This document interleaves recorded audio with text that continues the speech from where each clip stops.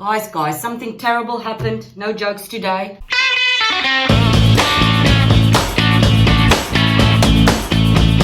The most woke YouTuber of all time, millionaire, trillionaire, billionaire, who doesn't only love chocolate cake but who also vacuums his plywood floors, now turned feng shui expert, who doesn't know the difference between a cheetah and a leopard. It's okay, Alex. It's okay. It will solve that problem. Just go on a safari, learn all those things there. Alex Becker, Mamba Meat Eater of 2020, has made some broad claims on what happiness is. And I thought it would not be right if I don't set some things straight here. Mr. Alex is really putting himself out there to help humanity. That I can say. And I am confidently sure that Alex's intention was not to put people off happiness, because let's face it, there's so many crises right now. There's so many bad things going on. The last thing you want to do is tell people to not be happy. So Alex, I know your intention was pure, but I still think it's a good idea to go through some things that you said. And I'm doing this for my followers out there, because I think a lot of people might have some of these questions or might be struggling with some of these things that Alex mentioned in his videos he made last week. So Alex made two videos. In the one, he stated some things, and then the second, the follow-up video, the next date was on the 22nd, 23rd of June. I will be linking videos below this video to that if you want to go and check it out. I've made like a bunch of notes, so I'm gonna have to go through the notes today, guys, because I don't want to get anything wrong here. I don't want to say anything that is not truthful. And let's begin.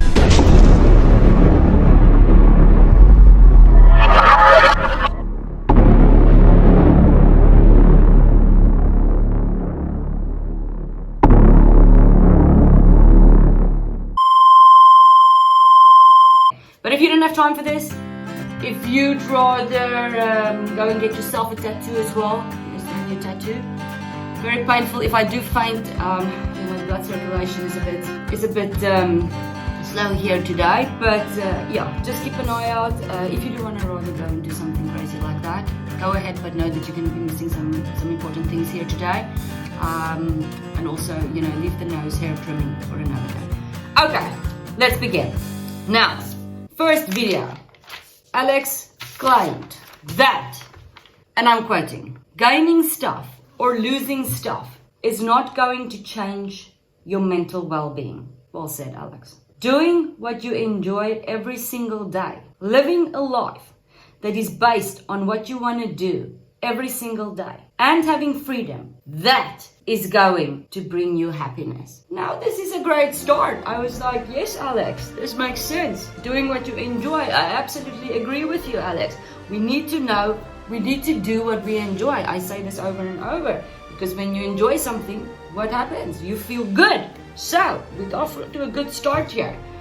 Okay, then let's go on. Quoting, and doing actions that you are proud of, and working on things that you enjoy. That's what's going to bring you happiness. Having something to look forward to that you are passionate about, that's what's going to bring you happiness.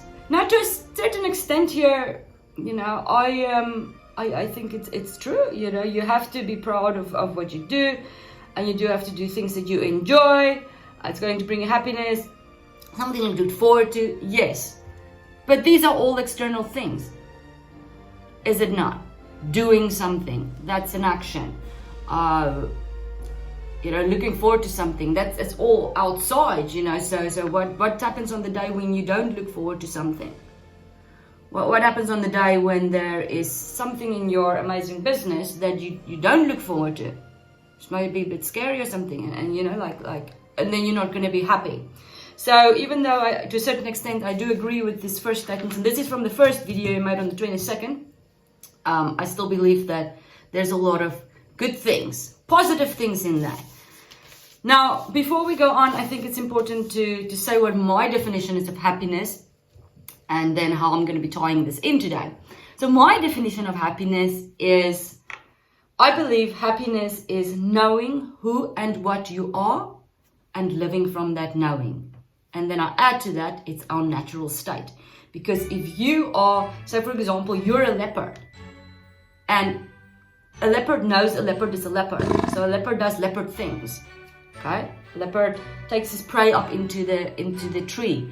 A leopard walks, a leopard is slow. A leopard is an animal that walks alone. A leopard is actually my favorite African animal from all time. As you know, I was born in Africa. Okay, so if you're in the nature of a leopard, you do leopard things. So my definition of happiness is, and that's why I say it's our natural state, is because it's a feeling. And that feeling comes from knowing. And it's knowing who and what you are. Because you're on earth.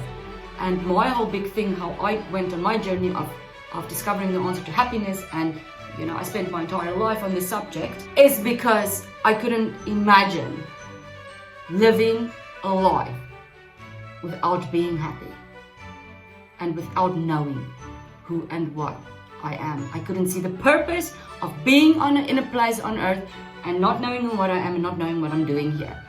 I mean, and I could just as well be like a leopard or something else, because I just go and adapt and do something I think is what a human should do. No, I want to know what a human should do and how a human should feel and what a human is. So that for me is what my definition is of happiness. Okay, now, without further ado, let's go on.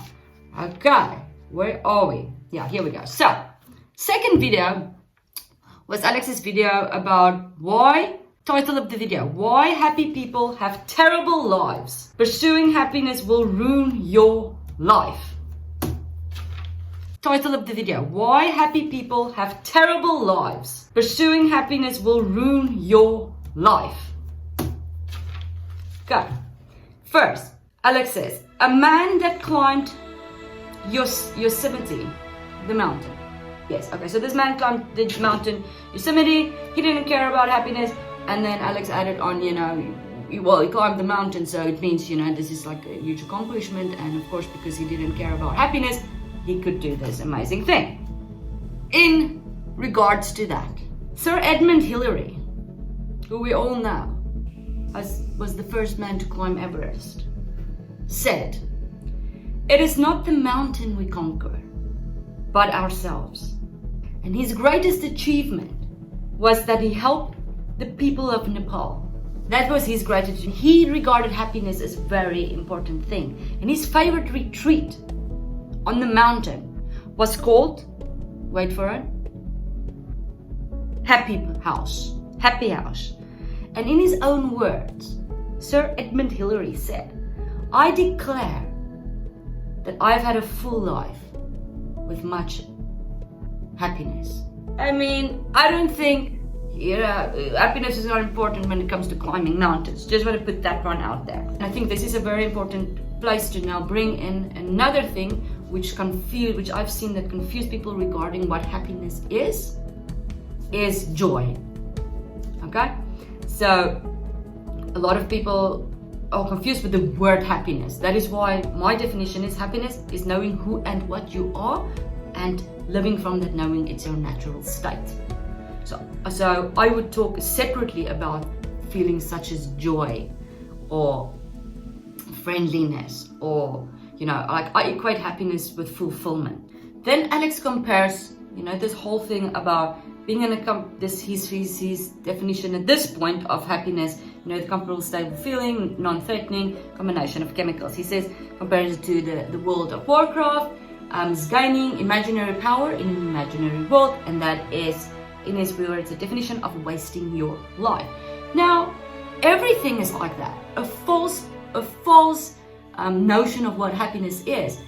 Any of those are gonna fall into this category of gaining imaginary power in an imaginary world. If you build your business, if you are striving for satisfaction, if you're striving for whatever it is, whatever your action is going to produce, however you want to put this, and I will still get to what Alex's definition then turns to what happiness is in the next part.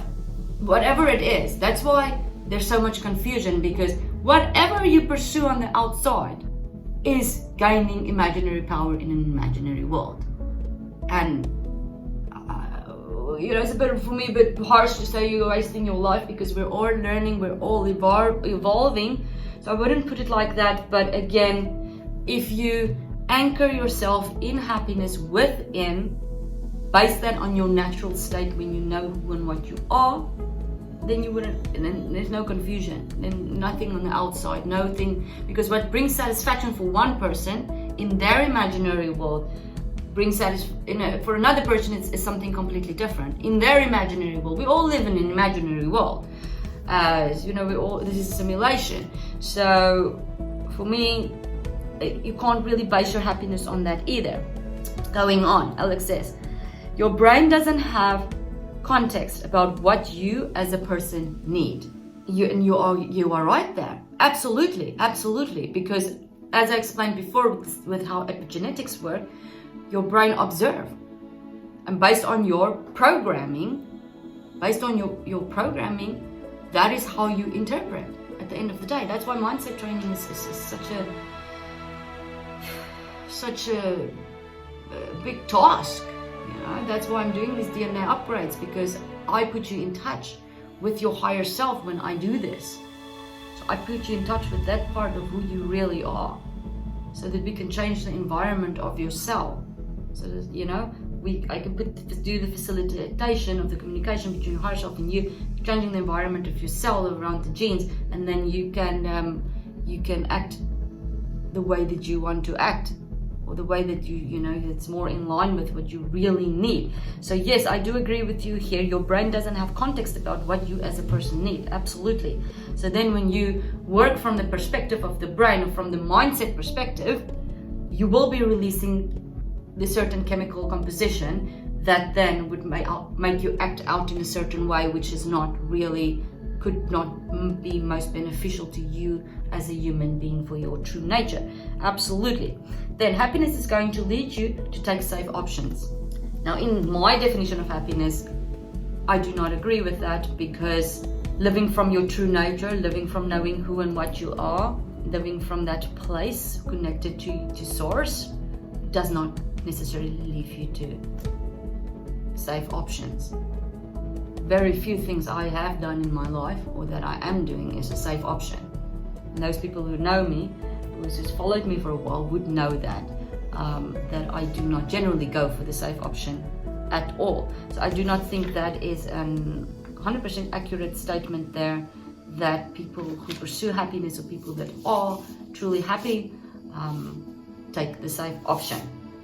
Then next he said, happiness is going to lead you to avoid stress and discomfort. Again, no, not if happiness is based on what it really should be. Avoid stress and discomfort. No, if stress and discomfort comes from every single person experience stress and discomfort to a certain degree. I have programs running in me from childhood as well. Your programs are mostly formed in your first 7 years. So I also have these programs running in me. And yes, do I experience stress and discomfort because of these programs? Yes. Am I using natural biohacks now to, have I removed many of my limiting programs with, even if it's through mindset training, if it's through my biohacks? Yes, I have. But of course, you are still being triggered by things on the outside, by these programs, these limitations. So that is what causes you stress and discomfort. Then pursuing checkbox happiness stuff is insane. It gives you a short-term high. Absolutely, 100% agree here with you, Alex. Pursuing checkbox happiness stuff is insane, and it gives you a short-term high. And that is what I've said recently in one of my videos as well, is when you see the masses going in one direction, you need to be like, woo, and wait a minute, stop. Let's not join Team Llama Balls here. Let's get it together and think, come back to who we really are, and see and live from that place, and see what we really need to do here. So I'm absolutely there with what Alex says, is pursuing checkbox happiness stuff is insane. It gives you short-term high. Absolutely. Okay, then going for what feels good. He says going for what feels good equals, so here, because Alex referred here to when you go for what feels good, these checkbox happiness things, people go for dopamine. It's the dopamine release. And yes, of course, this, as I said, these chemicals that you do release. Say, for example, you watch porn or like that. Okay, so now you release dopamine. On the other side, yes, I this is where I disagree with what Alex says. Is you do need to go for what feels good, but this what feels good needs to be based on a different metric. So Alex bases what feels good on dopamine. And yes, there's a certain truth to it, because obviously, you do get a kick out of it. You get that dopamine feeling. But you can also feel good when you are in touch with your true self, when you are in that peace, when you are in that joy, when you are in that natural state which is anchored within you. And there, it's not just like pulling it from the air. I spent 10 years finding this method. There is a method behind this. I practice it. I practice 4 techniques every single day that I've learned when I got the answer. And I know how to get in touch with this feeling. So it's not just like, I'm just making this stuff up from my brain. Because if I was making this up from my brain, which I was doing before I got this answer, that is when this confusion comes in, because this is like dopamine related stuff. So it has to come, this good feeling, because you always say to me, I always say, yes, you need to be happy, you need to feel good. This is your natural state. It's normal to feel good. Like this is the sad thing, and this is why I'm also making this video today, is because the sad thing for me is that we have been programmed, humanity has been programmed that it's okay to not be happy. And that humans then find these illogical reasoning that they're doing with the brain, which can't be trusted here, because the brain only observes. The brain doesn't really have, it's not the, people also misunderstand what the brain is and what the mind is, because they can't see the mind. They do mindset trading, they don't even know what the mind is, they don't see the mind. So let's say in this example, the mind is your higher consciousness and your brain is just the electronic switching station here. And it picks up the signals from your outside environment, we then translate it through the central nervous system. Okay. You need to base your happiness or this good feeling. Yes, you need to go after the good feeling, but you need to base it on your intuition. And your intuition comes from within. Comes again from that feeling that's anchored from within, that true nature that you have. To a certain extent, I agree here with Alex. Yes, no, I don't agree here, because he says you shouldn't go for what feels good and it's all dopamine. So yes, okay, if it's a false sense, yes, I do, but yes, you should go for what feels good, but it should be based on your intuition. Next, it says it leads you to make weak decisions and avoid challenges and chasing objectives that might not have anything to do with you. Yes, if you base this on dopamine and if you base this on your limited perception of what goes on the outside, which is based on your limited programming. Absolutely. Then, quoting, what is way better to do is defining your life by satisfaction, also known as I killed it. I did exactly what I wanted to do in my life. Now, I don't agree with this 100%, because again, your satisfaction and saying that you killed it and you did exactly what did you do with your life. You might be going on doing all these things. This might be based, these decisions that you make might be based on your limited programming. And when you get to your end of your life, you might have regret, even though you don't think about it now. You might have regret because what you thought as a 20-year-old is like, satisfaction. When you get to your deathbed, you might not think that anymore. And a perfect example of this is somebody that I knew. And his dad, I worked for this guy. I'm still making a video about that. I worked for this guy, wealthy guy, businessman, and he said to me one day, Helen, when my dad died, he said to me, son, don't follow in my footsteps. And his dad was like, super wealthy, loads of businesses, businessman. And he said, son, whatever you do, don't follow in my footsteps. And at that time, when I was working for this man, he was. And I asked him, I said to him, I already knew the answer, but I was like, are you following in his footsteps? And he said, Helen, nobody's ever asked me that question. He knew the answer because he was following his footsteps. But he was like, even though his dad, it made such a big impact on him. And that's what I'm saying. What you think is, bringing you satisfaction right now might not be. And again, that's based on the outside, what your perception is right now of life. So again, for me, that is not an accurate way to base your happiness on, is on satisfaction, because satisfaction for one person can be different as satisfaction for another person. So how I would turn that around into what my definition is of happiness is satisfaction only comes from knowing who and what you are and living from that knowing. So if you want to equate satisfaction to happiness or fulfillment, yes, satisfaction. And yes, I mean, I think that would be a different, these are all terms, like happiness, satisfaction, it's all terms. But if you equate that to fulfillment, then yes, your fulfillment or your satisfaction can come, your peace can come from knowing who and what you are and living from that knowing. Alex's way to satisfaction is pursue and commit to take actions that are not based on happiness. What actions can I take that will give me purpose? He says, okay, so taking actions, happiness is taking actions that will give you purpose, that will give you long-term fulfillment, and that you can become obsessed with. Now, again, this can be so variable, because what about somebody who's a murderer? So he might be thinking, I'm going to take actions that would give me purpose. Murdering people is, for some murderers, probably a purpose, and it will give you long-term fulfillment. I'm sure they get some fulfillment out of it, and that they can become obsessed with. Scary, but true. There's some horrific things going on out there. So again, I wouldn't base the term happiness or fulfillment on something like taking actions, because actions is variable. It's on the outside. So I don't think you can term happiness, relate happiness to this, because it's on the outside. It will change. What you are obsessed with right now, you might not be obsessed, with in the future. Or now, today you're obsessed, tomorrow you're not obsessed, so you're not happy anymore.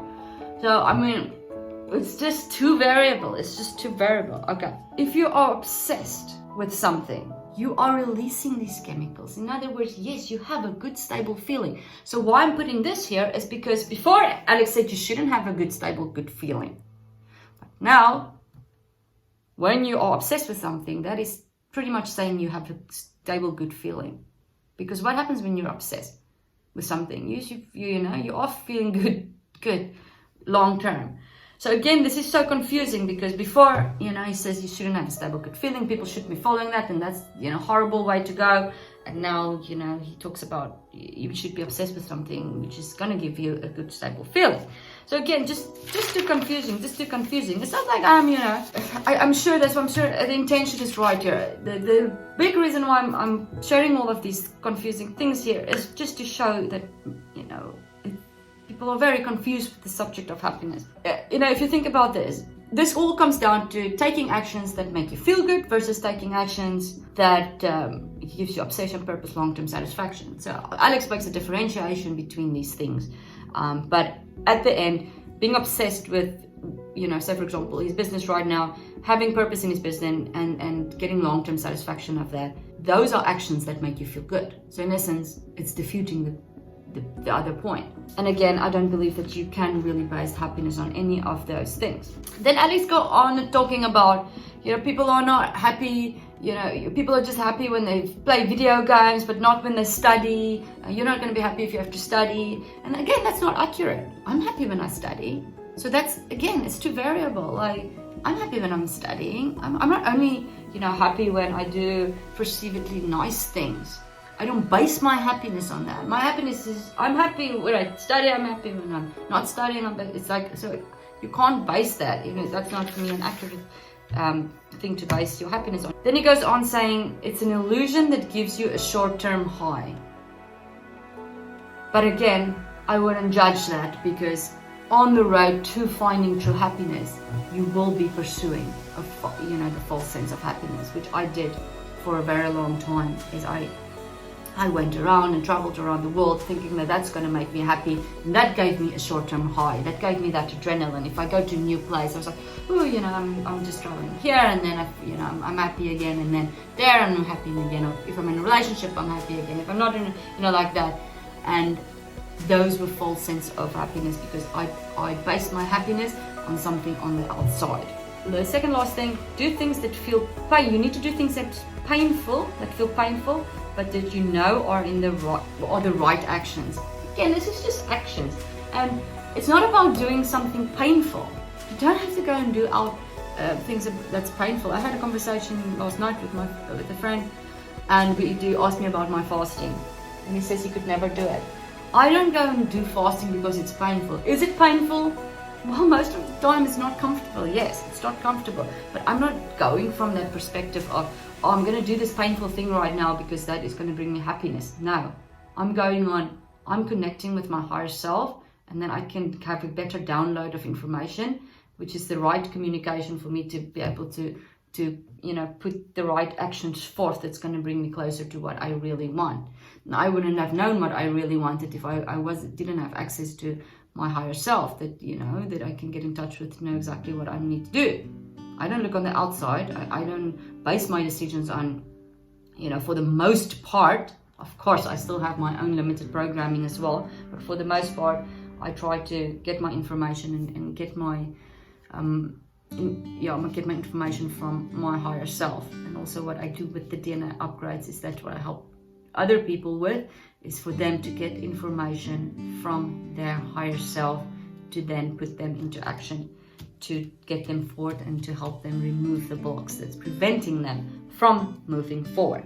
Lastly, Alex is comparing it with the Sims character, and the only way that the Sims character can streamline his life is to base it on achievement. And I use the example of video games when I explain to people what my DNA upgrade is. So I think this is a very apt way to just end this video off. Yes, you can say the Sims character, they can only streamline their life if it's based on achievement. But who is controlling the Sims character? You are controlling the Sims character on the other side here. But who are you? And I think that is the big thing, if you take anything from this video, is who are you? Because if Helen plays the Sims game, if Helen base Helen's characteristics on the outside world, what I see, what I perceive on my limited programming that I've learned through my life, especially through my earlier years from 1 to 7. If I base my control of the Sim character on that characteristics, that Helen's characteristics, the Helen that's based on the false programming, then whatever I will be achieving, that achievement would not be what I would want to look back onto when I'm on my deathbed. But if I am the player Helen from my higher self perspective, and that is what I do with the DNA upgrade, is I put you in touch with your real player, because the Helen is the avatar. So I put Helen the avatar in this simulation, in this imaginary world we are living in. I put you in touch with your player, the real player, the higher self. If you play the Sims game from the higher self, knowing who and what you are, and you live from that knowing, and if you can equate this living then to the achievement of the Sims character, yes, then you will be truly happy, and then you will realize this is in fact your natural state, and then the actions that you will mirror will be steering you towards your greatest purpose, why you came to earth, what your true soul, your true human purpose is here on earth. And then you will feel fulfillment, and you will feel happiness, and this will be a consistent and stable good feeling. But until you know how to access that, it will be very confusing. Okay, that's it for today. Long one today. If you have any questions, let me know in the comments. Like, subscribe, hit the notification bell, and like, subscribe, hit the notification bell, and hit the notification bell. If you want to know more about DNA upgrades, go and check my free training on my website, youbeandhappiness.com. Till next time, be happy, be free. Remember, I love you, and I believe in you.